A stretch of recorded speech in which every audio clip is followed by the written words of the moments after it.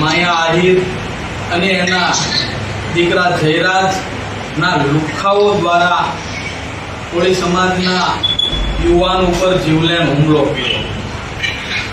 ખૂબ અમે વખોડી કાઢી છે સમગ્ર ગુજરાતના કોળી સમાજ. આજે અમારા કોળી સમાજના આગેવાનો પોલીસ પ્રશાસન ઉપર પૂરું પ્રેશર લાવી આરોપીઓની ધરપકડ કરાવી, પણ ક્યાંક નાની માછલીઓ આવી જાય, મગરમચ્છ રહી ન જાય. મુખ્ય આરોપી તો જયરાજ અને આ માયા આહિર છે.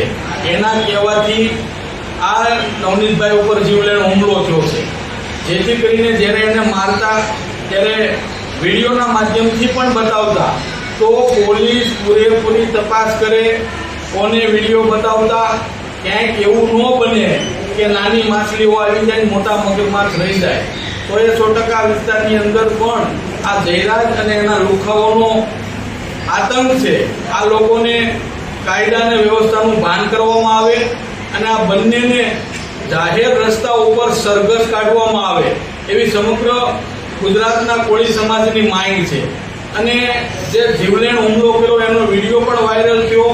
જેમ ઢોરને મારતા હોય જાનથી મારી નાખવા સુધીની કોશિશ કરેલી છે.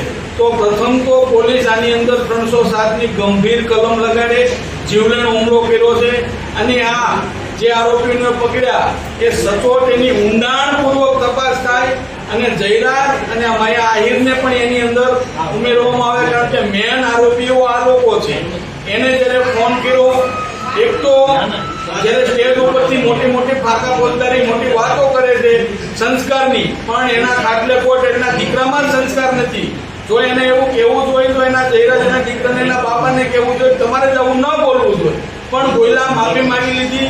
ત્યાર પછી એના લુખ્ખાઓને મોકલી અને ભાઈ ઉપર જીવલેણ હુમલો કર્યો. પોલીસ સમાજ ક્યારેય સાચી લેવાના નથી. નવનીતભાઈ સાથે અને એના પરિવાર સાથે સમગ્ર ગુજરાતના કોળી સમાજ છે, અમારા આગેવાનો છે, અમે બધા છીએ.